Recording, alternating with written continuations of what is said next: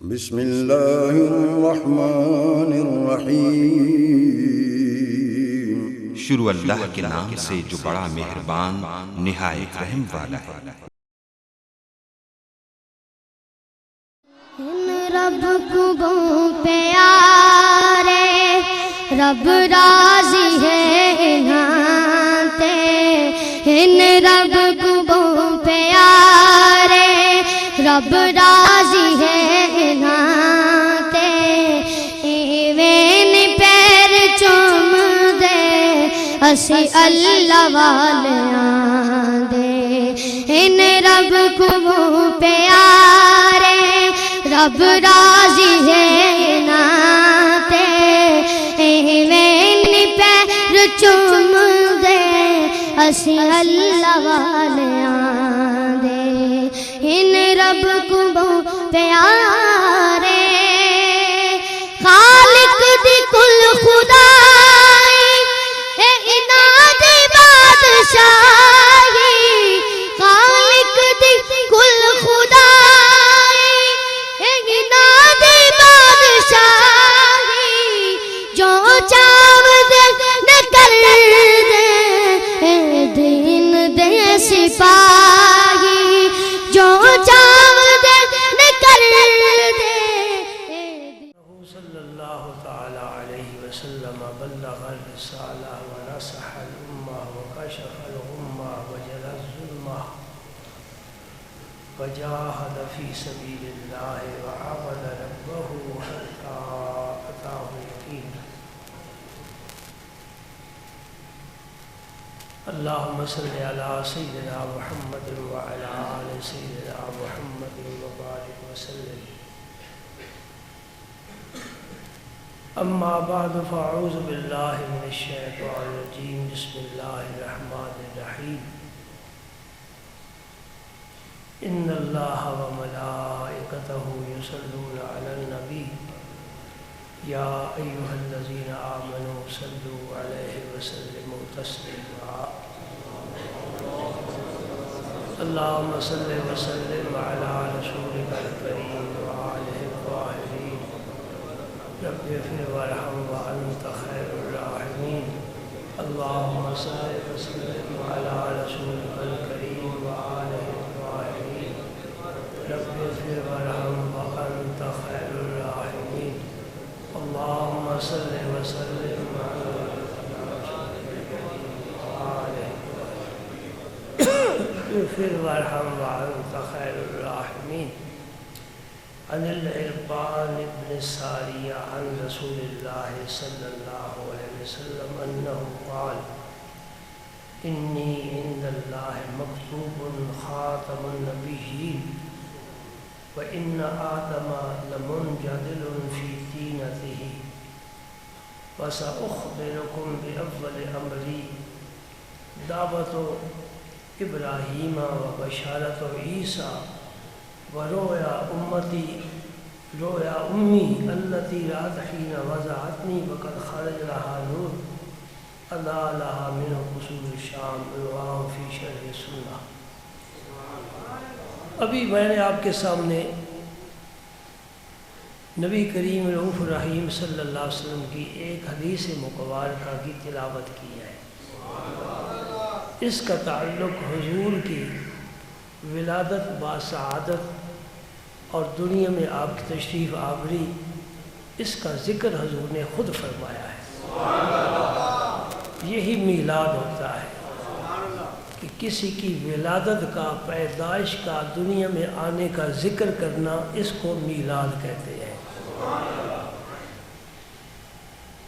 قرآن پاک میں اللہ تعالیٰ نے بھی حضور کی دنیا میں آمد کا ذکر فرمایا، نبی پاک صلی اللہ علیہ وسلم نے خود بھی اپنا ذکر فرمایا، اور صحابہ کرام بھی حضور کا ذکر فرماتے تھے۔ ہم اگر ذکر کریں گے تو یہ گویا سنت پر ہم عمل کریں گے۔ عرباض بن ساریہ یہ ایک حضور کے صحابی ہیں۔ صحابہ میں ہر صحابی کی ایک انفرادیت ہوتی ہے۔ ان کی انفرادیت یہ ہے کہ یہ بہت زیادہ گریہ ازاری کرنے والے تھے۔ گریہ دو طرح کا پسند ہے، ایک تو اللہ تعالیٰ کے خوف سے آدمی آنسو بہائے، بہاتا نہیں خود ہی آنسو نکلتے ہیں، اور دوسرا شوق الہی میں محبت اور عشق کی وجہ سے آنسو نکلتے ہیں۔ دونوں آنسو اللہ تعالیٰ کو بہت پسند ہے۔ یہ زیادہ گریہ کرنے والے صحابہ میں ان کا شمار ہوتا ہے۔ یہ اصحاب صفہ میں سے ہے، اور اصحاب صفہ حضور کے گویا مدرسے کے طلباء تھے۔ ان کے پاس ہی قرآن پاک، انہی کے پاس حدیث پاک امت نے وصول کیا ہے۔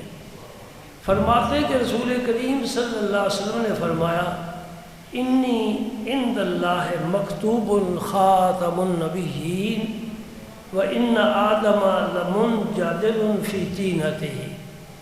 ابھی آدم علیہ السلام کا خمیر تیار ہوا تھا، اور میں اس وقت بھی اللہ تعالیٰ کے ہاں خاتم النبیین لکھا ہوا تھا۔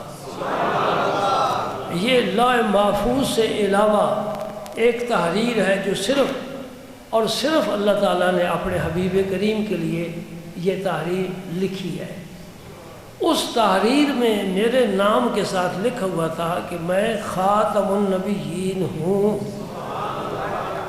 اس کا معنی یہ ہے کہ حضور کا یہ منصب آدم علیہ السلام کے پیدا ہونے سے پہلے سے محفوظ ہے، اور کوئی نبی خاتم النبیین نہیں ہے، خاتم ایک ہی ہو سکتا ہے، اور خاتم وہی ہوتا ہے جس کے بعد کسی اور نبی کے آنے کا کوئی گمان، خیال، وہم بھی نہیں ہو سکتا۔ کوئی اور نبوت کا دعویٰ بھی نہیں کر سکتا، اور نبوت کے قابل بھی کوئی نہیں ہوتا۔ جو نبوت پا چکے وہ سب آ چکے، اور جو خاتم النبیین ہے وہ سب سے آخر میں تشریف لائے، اور حضور کا آنا ہی اصل مقصود کائنات تھا۔ اس کائنات کو پیدا کرنے کا سب سے بڑا مقصد ہی حضور کا بھیجنا تھا دنیا میں، اور جتنے اعلیٰ مقامات تھے رب نے محفوظ رکھے ہوئے، ان کا ظہور بھی حضور کی آمد کے بعد ہونے والا تھا۔ مثال کے طور پر حضور کے صحابہ نبیوں کے بعد سب سے افضل ہے، اور یہ صحابہ تب بنیں گے جب حضور کی صحبت پائیں گے، اور صحبت تب بنے گی کہ حضور تشریف لائیں گے۔ لہذا صحابہ کے جتنے کمالات ہیں وہ سارے مخفی تھے، حضور کی آمد پر موقوف تھے کہ وہ خاتم النبیین تشریف لائے۔ اللہ پاک نے مختلف علاقوں سے مختلف لوگ چن کر حضور کی صحبت میں پہنچا دیے، حضور کی صحبت پائی، وہ صحابہ بن گئے۔ صحابی بنتی ہی سارے کمالات مل گئے۔ ہمارے ہاں تو یہ ہے نا کہ پہلے میٹرک کا امتحان دیا، پھر 2 سال کے بعد ایف اے کا دیا، پھر 2 سال کے بعد بی اے کا دیا، اگر پاس ہوتا گیا تو پھر آگے چڑھتا گیا۔ لیکن اللہ نے نبی کی صحبت میں اتنا فیض رکھا تھا کہ جو بدھو، ان پڑھ، امی قسم کا آدمی، جنگل کا رہنے والا، وہ نبی کی صحبت میں آ جائے، سارے مرتبے پا جائے۔ دفعتاً ایک ہی بار میں اسے میٹرک کا، ایف اے کا، بی اے کا امتحان دینے کی کوئی ضرورت نہیں ہے، وہ سب سے آگے نکل گیا۔ یہ کس کا فیض ہے؟ پیغمبر کی صحبت کا۔ سبحان اللہ۔ اسی طرح حضور کی امت میں بڑے بڑے ولی، غوث، قطب، ابدال، نقیب، نجیب، یہ سارے آنے والے تھے، لیکن تب ہی آئیں گے جب سرکار تشریف لائیں گے۔ حضور تشریف نہ لائے کوئی ولی نہیں، کوئی غوث نہیں، کوئی قطب نہیں۔ یہ بات بھی ذہن میں رکھو، پہلی امتوں میں بھی ولی ہوئے ہیں، وہ صرف ولی ہوئے ہیں، غوث قطب سے میرے نبی کی امت میں ہوئے ہیں۔ پہلے کوئی غوث نہیں ہوا، کوئی قطب الاقطاب نہیں ہوا، کوئی امام نہیں ہوا۔ یہ سارے منصب جو ہیں اس امت میں تقسیم ہونے تھے نبی کے دستے مبارک سے۔ اس لیے حضور نے فرمایا انما انا قاسم واللہ یعطی، رب دیتا ہے میں تقسیم کرتا ہوں۔ تو حضور تقسیم فرمائیں گے تو کوئی مرتبہ ملے گا نا۔ حضور تشریف لائے، مسجدیں بن گئی، ممبر بچھ گئے، محراب بن گئے، یہ پہلے کوئی چیز بھی نہیں تھی۔ نیکوکار صالح لوگ پہلی امتوں میں تھے، لیکن جو اس امت کو شرف حاصل ہوا وہ سب سے اعلیٰ ہے۔ اور حضور کب سے خاتم النبیین ہے؟ فرمایا وَإِنَّ آدَمَ لَمُنْجَدِلٌ فِي سِینَتِهِ، ابھی تک ان کا پتلا بھی تیار مکمل نہیں ہوا، اس میں روح تو بعد میں پھونکی جائے گی۔ سبحان اللہ۔ آگے سنیے، فَسَأُخْبِرُكُمْ بِأَوَّلِ أَمْرِي، میں اپنے رب کے اس فیصلے کو جو سب سے پہلے ہوا میں تمہیں بتاتا ہوں۔ حضور نے صحابہ کرام کو خود فرمایا کہ میں تمہیں اپنا میلاد بتاتا ہوں، تمہیں سمجھاتا ہوں کہ میں کہاں سے آیا ہوں۔ فرمایا دعوت ابراہیم، سب سے تو پہلے میں ابراہیم علیہ السلام کی دعا کا نتیجہ ہوں۔ اگر آپ قرآن پاک کا مطالعہ کریں، سورہ بقرہ پہلا پارہ الف لام میم ذالک الکتاب لا ریب فیہ، اور یہ پارہ ختم ہونے کے قریب ہے، چند آیات باقی ہیں، ایک رکوع باقی ہے، وہاں آپ کو یہ عہد ملے گی وَإِذْ يَرْفَعُ إِبْرَاهِيمُ الْقَوَاعِدَ وَإِسْمَاعِيلُ إِذْ يَرْفَعُ إِبْرَاهِيمُ الْقَوَاعِدَ مِنَ الْبَيْتِ وَإِسْمَاعِيلُ رَبَّنَا تَقَبَّلْ مِنَّا إِنَّكَ أَنْتَ السَّمِيعُ الْعَلِيمُ۔ ابراہیم علیہ السلام کو کہوں گا کعبہ تعمیر کرو، میرا گھر بناؤ۔ ابراہیم علیہ السلام نے اسماعیل علیہ السلام کے ساتھ مل کر خدا کا گھر بنایا، جسے ہم کعبہ کہتے ہیں، بیت اللہ کہتے ہیں، جس کا طواف کرنے سے بڑی نیکیاں ملتی ہیں، گناہ جھڑتے ہیں۔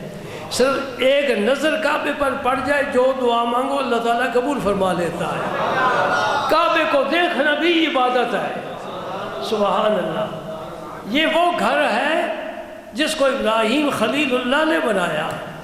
دوست اپنے دوست کا گھر بنا رہا ہے اپنے لیے کہ تم میرا گھر بناؤ، تمہیں سکون قلب ملے گا۔ اور پھر جب گھر بناؤ گے تو گھر بسانے والا بھی تو کوئی چاہیے نا۔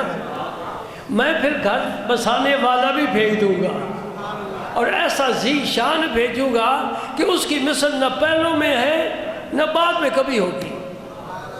تو ابراہیم علیہ السلام جب کعبہ شریف کی تعمیر کر چکے نا، سبحان اللہ سبحان اللہ، چند چیزوں کا دیکھنا عبادت ہے، ذہن میں رہے۔ کوئی پہنچے گا تو کعبے کی زیارت کرے گا، گھر تو آپ صبح و شام کتنی دفعہ جاتے ہو۔ والدین کی زیارت بھی عبادت ہے۔ شفقت کی ایک نظر ماں باپ کے چہرے پر ڈالی جائے تو یہ بھی عبادت ہے۔ قرآن پاک کی زیارت کرنا یہ بھی عبادت ہے۔ اور حضور نے فرمایا النظر الی وجہ علی عبادہ، علی کے چہرے کو دیکھنا بھی عبادت ہے۔ مولا کائنات ہے، شیر خدا ہے، لا فتح الا علی لا سیف الا ذوالفقار، بس جوان دیکھا تو یہ جوان دیکھا، تلوار دیکھی تو اس کی تلوار دیکھی۔ یہ ذوالفقار حیدری جو مشہور ہے حضور نے عطا فرمائی تھی، اسی تلوار نے پھر وہ جوہر دکھائے میدانوں میں کہ لشکروں کے لشکر الٹ کر رکھ دیا۔ سبحان اللہ۔ علی کی دو شانیں بڑی اعلیٰ ہیں، یاد رکھنا۔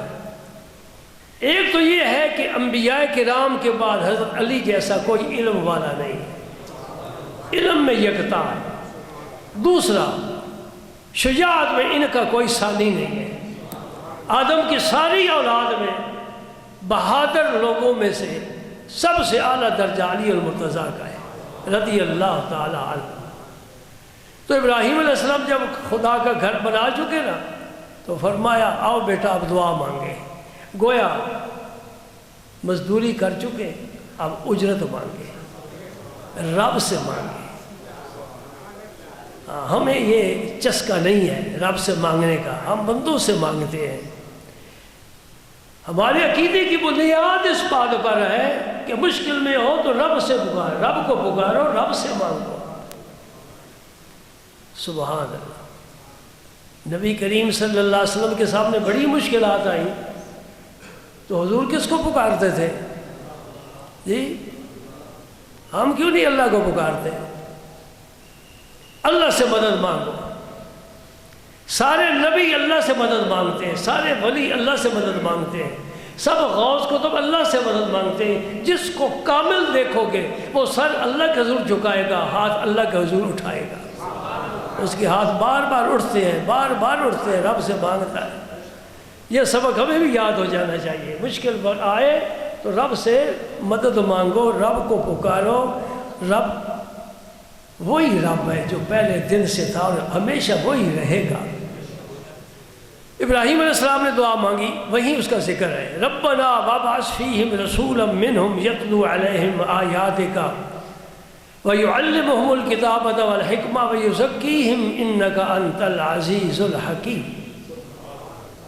اس کا ترجمہ پڑھو تو وہ لطف آ جائے گا۔ اے میرے پروردگار، وَابْعَثْ فِيهِمْ رَسُولًا مِّنْهُمْ، یہ جو امت یہاں پیدا ہوگی میری اولاد میں سے، جو لوگ یہاں پیدا ہوں گے، جو جماعتیں ہوں گی، ان میں سے ایک ذی شان رسول بھی بھیجنا۔ اس کے فرائض منصبی کیا ہو؟ وہ تیری آیتوں کی تلاوت کرے۔ یتلو علیہم آیاتک، اب میں بھی تو تلاوت کر رہا ہوں نا، اسی ادا کو اپناتے ہوئے وہ تیری آیات کی تلاوت کرے، یعنی قرآن پاک پڑھے، یہ نبی کا منصب۔ وَيُعَلِّمُهُمُ الْكِتَابَ وَالْحِكْمَةَ، اور انہیں کتاب اور حکمت کی تعلیم دے۔ جو کچھ قرآن کے اندر ہے وہ عربی بھی صحیح نہیں سمجھ سکتے، حضور سمجھائے ان کو کہ قرآن کیا کہتا ہے۔ وَيُزَكِّيهِمْ، پھر انہیں پاک بھی فرمائے۔ ان کے اندر حسد ہے، ان کے اندر صفاکی ہے، بے رحمی ہے، وہ بچیوں کو زندہ درگور کرتے ہیں،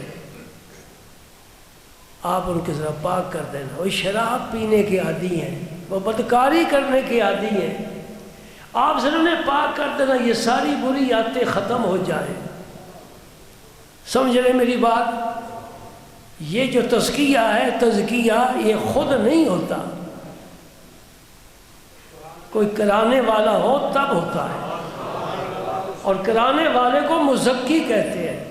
کوئی مزکی پاک کرنے والا مل جائے پھر بندہ پاک ہوتا ہے، سمجھے نا؟ آپ انہیں پاک کرنا۔ اے اللہ تو بڑا غالب ہے، حکمت والا ہے، یہ دعا مانگی۔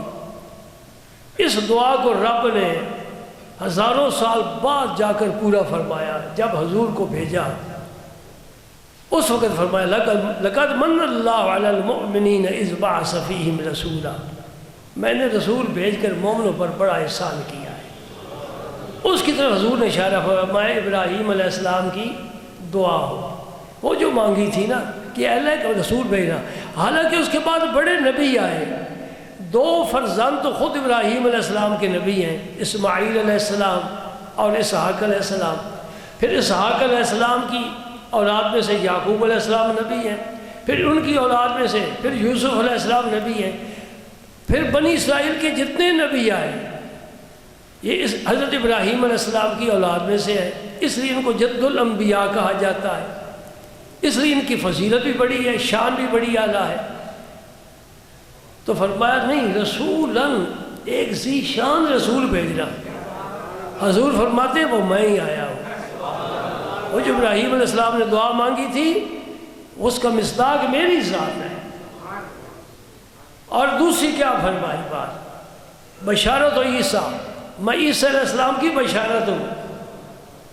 عیسیٰ علیہ السلام نے بشارت دی تھی نا، وَمُبَشِّرًا بِرَسُولٍ يَأْتِي مِن بَعْدِهِ اسْمُهُ أَحْمَدُ، میں بشارت دینے والا ہوں ایسے رسول کی جو آئیں گے میرے بعد، اور ان کا اسم مبارک بھی احمد ہوگا صلی اللہ علیہ وسلم۔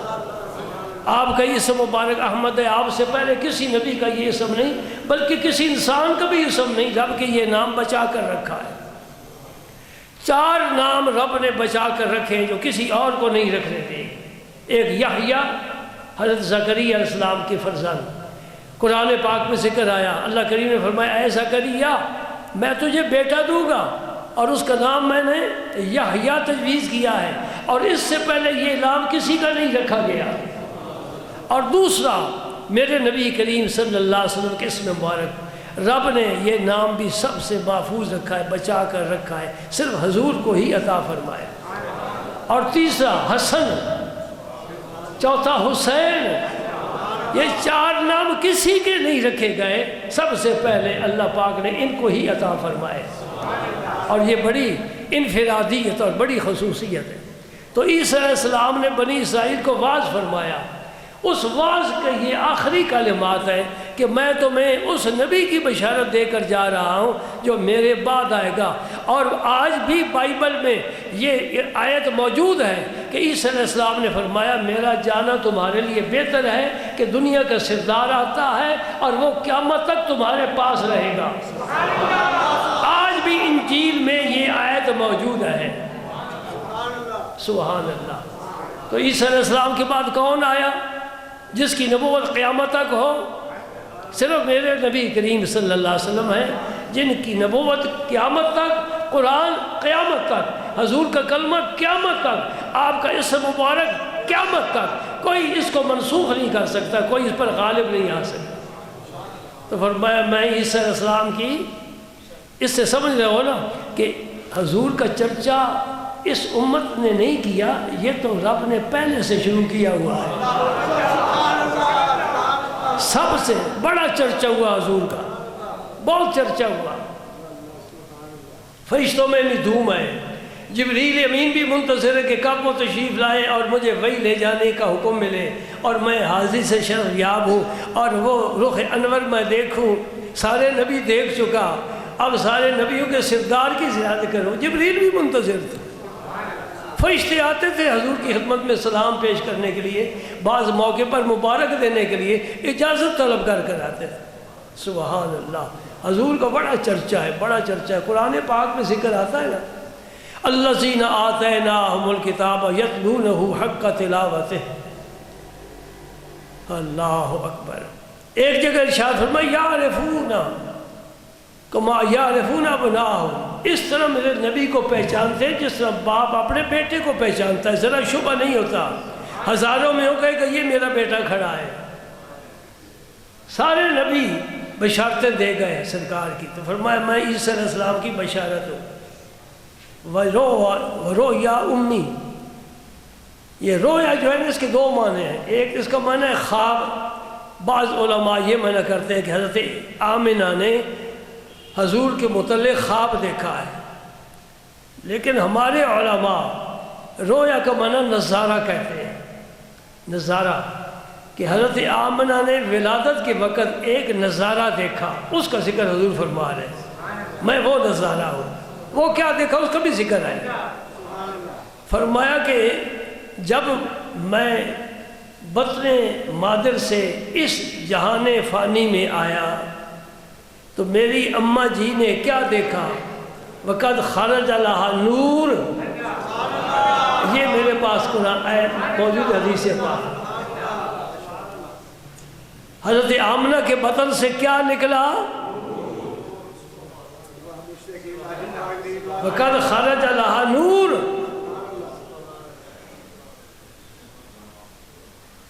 آمنہ کے بطن سے کیا نکلا۔ آج جو بھی بچہ پیدا ہوتا ہے اس کے ساتھ کچھ نہ کچھ آلائش ضرور ہوتی ہے جو صاف کرنی پڑتی ہے۔ آج کل عادت بن گئی ٹیشو کے ساتھ صاف کرنے کی، حالانکہ بچے کو نہلانا یہ سنت طریقہ ہے، اور جب تک بچہ نہلایا نہ جائے گا پاک نہیں ہوتا، جب تک پاک نہ اس کے کان میں اذان نہیں کی جا سکتی۔ کس طرح گنگا الٹی چل رہی ہے، ہر جگہ تو ٹیشو نہیں نا استعمال ہوتا، اگر کھانے کے لیے بھی آپ ٹیشو استعمال کریں تو ہاتھ ضرور دھوئیں، یہ سنت طریقہ ہے۔ اور یہ بھی میں ضرور، چونکہ مجھے خیر خواہی آپ کی مطلوب ہے نا، تو کوئی ایسا مسئلہ آ جائے میں کہتا ہوں میں پہنچا دوں، نہ کرے اس کی مرضی، میں تو فارغ ہو گیا نا۔ نبی پاک صلی اللہ علیہ وسلم نے فرمایا ایک تو 3 انگلی کے ساتھ آپ کھانا تناول فرماتے تھے، تو کھانا تلاوت کرنے کے بعد دھونے سے پہلے ان انگلیوں کو چاٹو، پہلے بڑی انگلی کو، پھر اس چھوٹی کو، پھر اس انگوٹھی کو، اس کو چاٹو، چاٹ کر پھر کسی تولیے کے ساتھ، رومال کے ساتھ، ٹیشو کے ساتھ پوچھو، اور پھر حضور دھویا کرتے تھے دست مبارک۔ یہ طریقہ ہے۔ اور کھانا نمک سے شروع کرنا، کھانا کھانے کے بعد تھوڑا نمک پھر استعمال کرنا۔ جو بلڈ پریشر کے مریض ہیں وہ مستثنا ہے، لیکن ہوگا کچھ نہیں انشاءاللہ۔ جو نبی کے طریقے پر چلنے میں جو کام کیا جاتا ہے نا، کچھ نہیں ہوتا۔ تو غسل دینا بچے کو کیوں دیتے ہیں؟ کیا علاج ہے؟ پھر پتہ ہے نا، یہ ناف کا تعلق ماں کے رحم کے ساتھ ہوتا ہے، اس لیے کہ بچہ اس نالی کے ذریعے غذا حاصل کرتا ہے شکم مادر میں۔ یہ بات سمجھنے والی ہے۔ اور جب بچہ پیدا ہوتا ہے تو وہ جو نالی ہے وہ کاٹ دی جاتی ہے، یہ ناف کا نشان اس لیے ہوتا ہے۔ لیکن روایات میں آتا ہے کہ نبی کریم صلی اللہ علیہ وسلم کا یہ ناف مبارک نہیں تھا۔ اس سے پتہ چل گیا کہ پیغمبر دو عالم صلی اللہ علیہ وسلم کو شکم مادر میں بھی مادی غذا کی ضرورت نہیں تھی، رب انہیں وہاں بھی وہی غذا دیتا تھا جو شب معراج غذا عطا فرمایا۔ شکم مادر میں بھی حضور کو اس غذا کی ضرورت نہیں تھی جو عام بچے کو ہوتی ہے۔ پھر جسم مبارک پر کوئی آلائش نہیں، کیونکہ خارج لہا نور، جسم سے نور نکل رہا ہے، اور نور آلودہ ہوتا ہی نہیں ہے۔ آپ کا سر سے لے کر پاؤں تک جسم گرد آلود ہو سکتا ہے، لیکن آپ کی آنکھ سے جو نور نکلتا ہے جس سے آپ دیکھتے ہیں وہ کبھی میلا نہیں ہوا۔ اینک کے شیشے ہم صاف کرتے ہیں، اس پر غبار ہوتا ہے، لیکن اس آنکھ سے نکلنے والے نور میں کوئی غبار نہیں ہوتا۔ کل خارج علی نور کا معنی یہ ہے کہ آمنہ کے بدن سے ایک بچہ نہیں پیدا ہوا، نور نکلا ہے۔ سبحان اللہ، سبحان اللہ۔ اور یہ بھی روایات میں آتا ہے کہ سرکار کی چشم ما زاغ البصر میں سرما بھی لگا ہوا تھا۔ اللہ اکبر، اللہ اکبر۔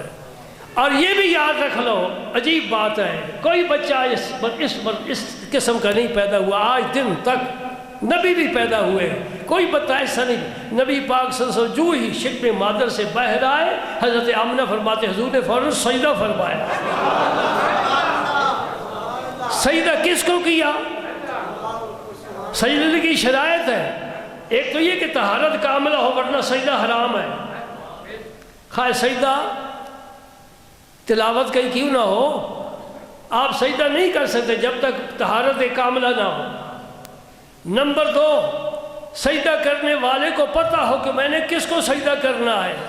نمبر 3، اس جہت کا پتہ ہو کہ کس طرف سجدہ کرنا ہے۔ اسے یہ بھی پتہ ہو کہ جگہ بھی پاک ہونی چاہیے جہاں میں نے سجدہ کرنا ہے۔ اس کا معنی یہ ہوا کہ نبی پاک دنیا میں آ کر نہیں سیکھ کر رہے ہیں اور سب کچھ سمجھ کر آئے ہیں۔ رب کی وحدانیت کو سمجھتے ہیں، بڑے خالق کے مالک کی معرفت حاصل کر کے آئے ہیں، اور سجدہ فوراً کیا ہے۔ سبحان اللہ۔ حضرت آمنہ پہلے فرمایا کرتے تھی میرے جو شکم میں ہے اس کی کوئی شان ہی نرالی ہے، کیونکہ مجھے کچھ بوجھ نہیں محسوس ہوتا۔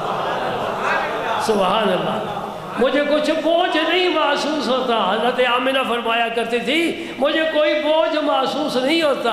اللہ اکبر۔ تبھی تو فرمایا قد خالج رہا نور، ان کے بطن مبارک سے نور نکلا۔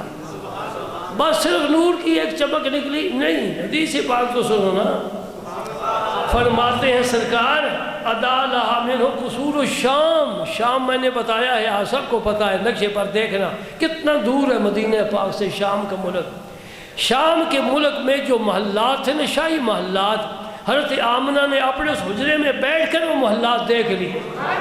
اتنی روشنی کہ شام تک ساری سرزمین منور ہو گئی۔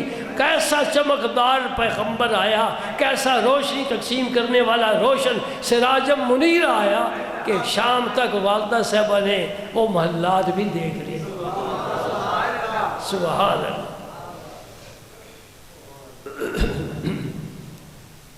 ارباز بن ساریہ کی یہ حدیث آپ نے سماعت فرمائی۔ ایک حدیث کا ترجمہ عرض کرتا ہوں جس کے راوی حضرت ابو سعید ہے رضی اللہ تعالی عنہ۔ فرماتے کہ نبی کریم صلی اللہ علیہ وسلم نے فرمایا انا سید ولد آدم یوم القیامت ولا فخر، قیامت کے دن کہتے ہیں کہ نبی پاک کو ایک گروہ، فرقہ، ٹولہ، ان کے مولویوں کی بات کرتا ہوں، وہ کہتے ہیں نبی پاک کو کوئی پتہ نہیں تھا کہ رب میرے ساتھ کیا معاملہ کرے گا۔ آپ نے کتابیں باقاعدہ تو نہیں پڑھی ہیں نا، لیکن آپ کا کیا خیال ہے؟ حضور کو پتہ تھا میرے ساتھ کیا معاملہ ہوگا؟ وہ مولوی کیوں یہ بات کرتے ہیں؟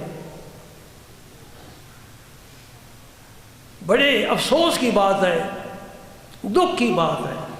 ایک جاہل آدمی اگر غلط بات کہہ دے تو اس کی عورت حیثیت ہوتی ہے، ایک علم والا اور جانتا، بوجھتا، سمجھتا یہ بات کرے۔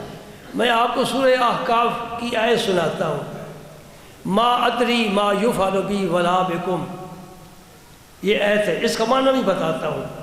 آپ کہیں گے وہ مولوی صحیح کہتے ہیں۔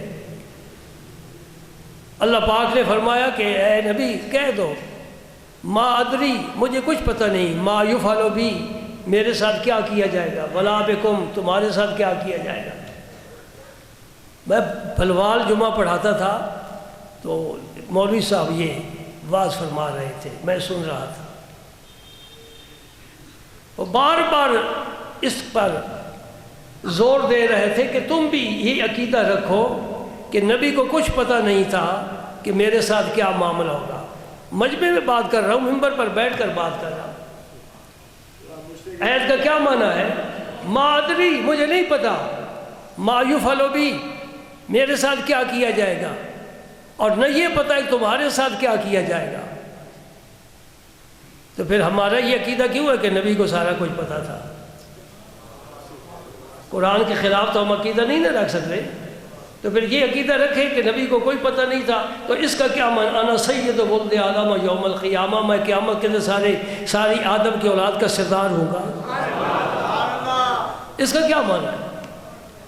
اور اس کا کیا معنی ہے؟ فرمایا وَبِيَدِي لَوَاءُ الْحَمْدِ، قیامت کے دن حمد کا جھنڈا میرے ہاتھ میں ہوگا۔ اور اس کا کیا معنی ہے؟ فرمایا وَمَا مِن نَبِيٍّ یومئذ آدم فمن سوى اللہ تحت لوائی، آدم ہو، آدم کے علاوہ جتنے نبی ہیں قیامت کے دن محمد رسول اللہ کے جھنڈے کے نیچے ہوں گے۔ اس کا کیا معنی بنتا ہے؟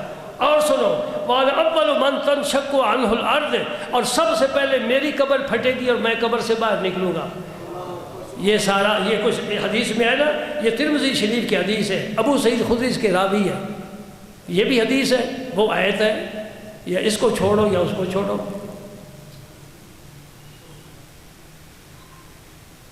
کوئی نعت خان یہ سمجھا سکتا ہے آپ کو؟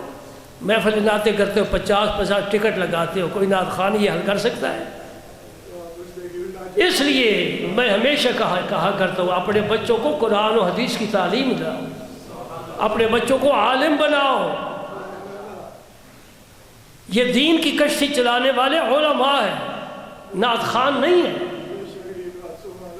علماء اٹھ گئے، سمجھو اندھیرا ہو گیا۔ اس کا معنی یہ ہوا کہ علماء ہیں، ان سے روشنی ہے۔ 1400 سال سے تیرا دین سنبھال کر یہ لائے ہیں، قرآن کی خدمت انہوں نے کی ہے، حدیث کی خدمت یہ کر رہے ہیں۔ جہاں ذرا بھی کچھ کمی بیشی ہوتی ہے فوراً وہاں پہنچ جاتے ہیں۔ اب دیکھیں میں ایک آیت پڑھ رہا ہوں قرآن کی، ایک حدیث پڑھ رہا ہوں۔ آیت کہتی ہے نبی کو کچھ پتہ نہیں کل قیامت کو میرے ساتھ کیا سلوک ہونا ہے، مجھے رب نے کدھر لے جانا ہے۔ حدیث کہتی ہے نبی نے اپنے منصب بتا دیے، جھنڈے گاڑ دیے، لواء الحمد میرے ہاتھ میں ہوگا، حمد کا جھنڈا میرے ہاتھ میں ہوگا۔ پھر میں غلام ہوں اس آستان پاک کا جس کے سامنے سارے ولی غوث کو تم جھکتے ہیں۔ پھر میرا فرض تھا نا اس مولوی کو جواب دینا۔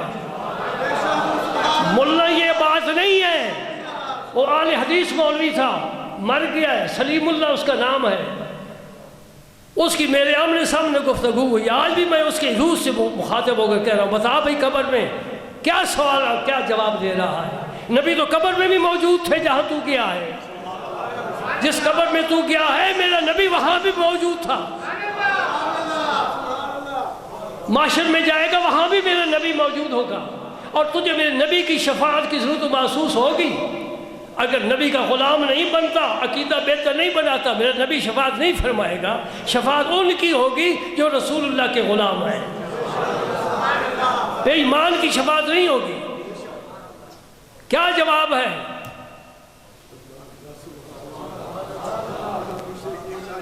چلو بھائی جھوٹ کے اگلے ہفتے لے آنا۔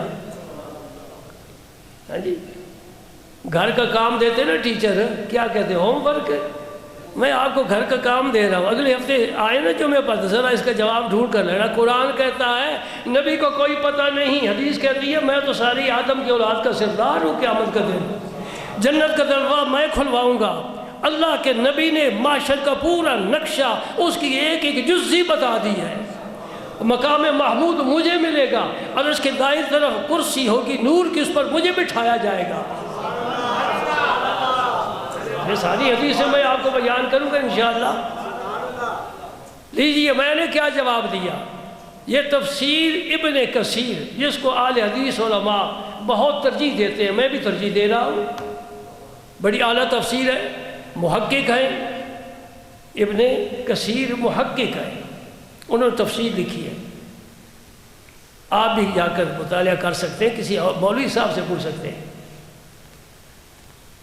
ممبر تو میرے پاس، مسجد میں میری پاس، سپیکر بھی میرے پاس تھا، رب نے زبان بھی دی تھی، آنکھیں بھی دی تھی، تفسیر بھی میرے پاس تھی، میں نے تفسیر کھول کر ممبر پر دکھا دی۔ میں کہ مولوی عبداللہ بن عباس فرماتے ہیں یہ حدیث، یہ آیت منسوخ ہے۔ سمجھ گئے بات؟ یہ آیت ہے، عبداللہ بن عباس جو حبر الامہ ہیں، جو مفسرین کے سردار ہیں، ان کا قول ابن کثیر نے لکھا ہے کہ یہ آیت کریمہ اتری ہے، اس کو رب نے منسوخ کر دیا ہے۔ جب کوئی آیت منسوخ ہوتی ہے کوئی اس کا ناسخ بھی تو ہوتا ہے۔ ہاں جی، ناسخ بھی بتاتے، اِنَّا فَتَحْنَا لَكَ فَتْحًا مُبِينًا، ہم نے یا رسول اللہ تمہیں فتح مبین عطا فرما دیا۔ فتح مبین جسے مل جائے نہ یہاں شکست کھاتا ہے نہ وہاں شکست کھاتا ہے۔ بدر بھی اس کا، عود بھی اس کا، حنین بھی اس کا، طائف بھی اس کا، مکہ اس کا، مدینہ اس کا، عرب اس کا، عجم اس کا، فرش اس کا، عرش اس کا، رب اس کا۔ تیرا سکہ کل جہاں میں ہوا، اس زمین میں ہوا، آسمان میں ہوا، کیا عرب کیا عجم سب ہے زیر نگیں، اے رحمت للعالمین، تجھ سے کوئی نہیں، تجھ سے کوئی نہیں، کہہ دو تجھ سے کوئی نہیں، اے رحمت للعالمین، تجھ سے کوئی نہیں۔ نہ دوسری آمنہ آئے گی نہ دوسرا محمد آئے گا۔ آمنہ آ گئی، محمد آ گئے، سارا باغ بہار آفرین، بہار آشنا ہو گیا۔ یہ آیت منسوخ ہے۔ منسوخ آیت کا کوئی معنی مفہوم نہیں ہوتا۔ یہ منسوخ کی 4 قسمیں ہیں، وہ میں یہاں نہیں اب بتا سکتا، وقت نہیں ہے۔ 4 طرح کی نسخ قرآن پاک میں ہے۔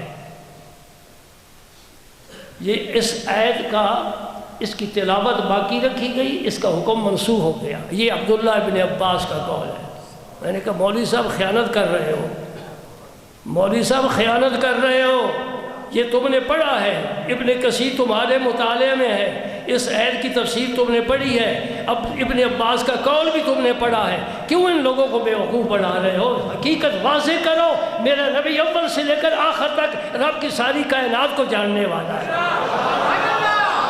جنت ان کے لیے سجائی گئی، دوزخ ان کے دوزخوں کے لیے، دوزخ ان کے دشمنوں کے لیے بنایا گیا۔ رب نے فرما دیا وَلَسَوْفَ يُعْطِيكَ رَبُّكَ فَتَرْضَىٰ۔ ابھی کوئی شبہ ہے؟ تیرا رب تجھے اتنا دے گا کہ تو راضی ہو جائے گا۔ ابھی کہتے کچھ پتہ نہیں، ہاں تو اپنے بارے کہے کہ مجھے کوئی پتہ نہیں میرے ساتھ رب نے کیا، کس دوزخ کے گڑھے میں مجھے رب نے ڈالنا ہے۔ اللہ اکبر۔ میں نے آیت کریمہ اور یہ حدیث پاک، 2 حدیثیں آپ کے سامنے پیش کی ہیں۔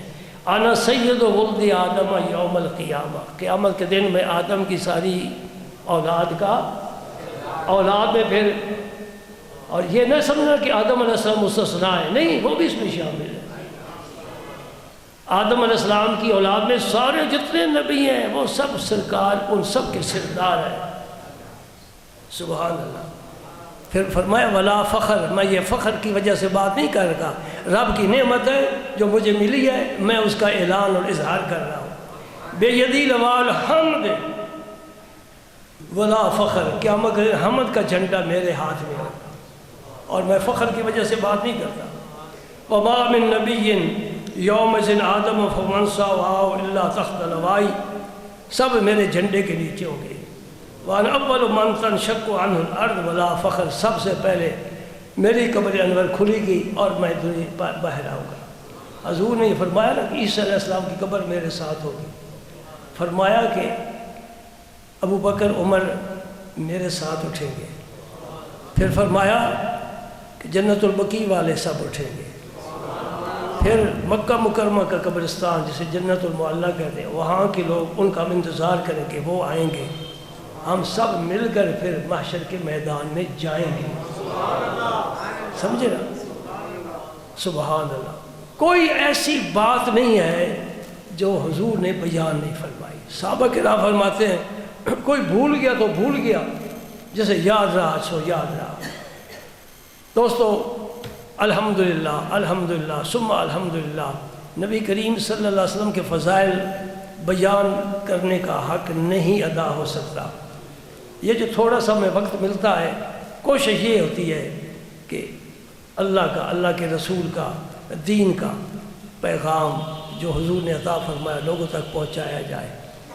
اب میلاد شریف پورے دنیا میں منایا جا رہا ہے، یہ عجیب شان ہے، میں اللہ کی عجیب شان دیکھتا ہوں۔ آپ بھی دیکھیں، کچھ جو زیادہ عمر رسیدہ بزرگ بیٹھے ہیں، جو آج تمہیں رونقیں نظر آتی ہیں نا، چند سال یہ پہلے نہیں تھی۔ یہ کیوں ایسا ہے؟ جتنا جتنا لوگ مخالفت کریں گے اتنا اتنا یہ اوپر جائے گا۔ پہلے کوئی مخالفت کرنے والے نہیں تھا، مسجدوں میں میلاد شریف ہوتا تھا، حضور کا ذکر ہوتا تھا، کوئی مخالفت کرنے والا، کسی سپیکر سے نہیں آواز آتی تھی کہ یہ بدعت ہے، یہ صحابہ نے نہیں کیا، یہ ناجائز ہے، یہ آواز۔ میں کہتا ہوں اور آوازیں آئیں، اور آوازیں آئیں، اور مخالفین پیدا ہوں، اور واز کہیں، درس دیں، تقریریں کریں، تحریریں شائع کریں، لیکن یہ نبی پاک کا ذکر مٹ گئے، مٹتے ہیں، مٹ جائیں گے آدھا تیرے، نہ مٹا ہے نہ مٹے گا کبھی چرچا تیرا۔ جو عزت رب کسی کو دیتا ہے، جو عزت رب کسی کو دیتا ہے کوئی چھین نہیں سکتا، اور جسے عزت سے رب محروم کر دے اسے کوئی عزت دے نہیں سکتا۔ یہ تو قرآن پاک کا فیصلہ ہے، قل اللہم مالک الملک تؤتی الملک من تشاء وتنزع الملک ممن تشاء وتعز من تشاء وتذل من تشاء بیدک الخیر انک علی کل شیء قدیر۔ ایک حدیث پاک بخاری شریف کی سن لو پھر نماز پڑھتے ہیں۔ مکے کے کافر مل بیٹھے، ابو جہل کی صدارت میں ایک میٹنگ ہوئی۔ ابو جہل کہنے لگا بھئی ہم بڑے ہی سادہ لوگ ہیں، ادھر تو ان کو محمد کہتے ہیں اور ادھر ان کی برائی بیان کرتے ہیں، تو محمد تو وہ ہوتا ہے جس کی ہر ایک تعریف کرے، نام تو ہم وہ لیتے ہیں کہ یہ ایسا ہے جس کی ہر ایک تعریف کرتا ہے، مخلوق بھی اللہ بھی، ادھر ہم ان کی برائی کہتے ہیں، تو پھر ان کا نام ہم بدل دیں۔ آج کے بعد نا جتنے بیٹھے ہو سن لو بھائی، ان کو مزمم کہنا، نام بدل دو، مزمم، کہ جس کی زیادہ مذمت کی گئی ہے۔ نبی کریم صلی اللہ علیہ وسلم نے صحابہ کرام کو فرمایا، سبحان اللہ، یہ میٹنگ تو وہاں ہوئی نا، حضور نے صحابہ سے فرمایا دیکھو تیرے نبی کو ان بدبختوں کی گندی زبان سے رب نے کیسے بچا لیا۔ اب وہ برائی مذمم بھی کریں گے تو میں مذمم تو نہیں، میں تو محمد ہوں، وہ برائی میری نہیں ہوگی، وہ کسی مذمم کی ہوگی۔ میری ہم تو میرا رب کر رہا ہے، اس سے حمد جس نے تجھ کو ہماتن کرم بنایا، ہمیں بھیک مانگنے کو تیرا آستاں بتایا، تجھے حمد ہے خدایا، اس سے حمد، دیکھو نا، اس سے حمد جس نے تجھ کو ہماتن کرم بنایا، یعنی رسول پاک کی وجہ سے ہم رب کی حمد کرتے ہیں۔ ایک قول ایک عاشق کا نہ سنا دوں آپ کو، آپ کے دل باغ باغ تو پہلے ہی ہے۔ وہ عاشق کون ہے؟ مجدد الفسانی رحمت اللہ علیہ، شیخ احمد سرہندی رحمت اللہ علیہ۔ انہوں نے کیا فرمایا؟ ایک عاشق کی بات کہہ رہا ہوں، عاشق کی بات پر تنقید نہیں ہوتی، اس سے دلائل نہیں طلب کیے جاتے۔ مجنون سے کسی نے نہیں پوچھا کہ تو نے کتے کے قدم کیوں چومے ہیں، یہ عشق کا تقاضا ہے نا، سبحان اللہ۔ مجدد الفسانی نے کیا فرمایا؟ میں ان کی زبان فارسی ہے، میں اپنی زبان میں بات کر رہا ہوں۔ فرماتے ہیں رب کو ہم نے رب اس لیے مانا، توجہ کرنا، رب کو ہم نے رب اس لیے مانا کہ وہ محمد کا رب ہے۔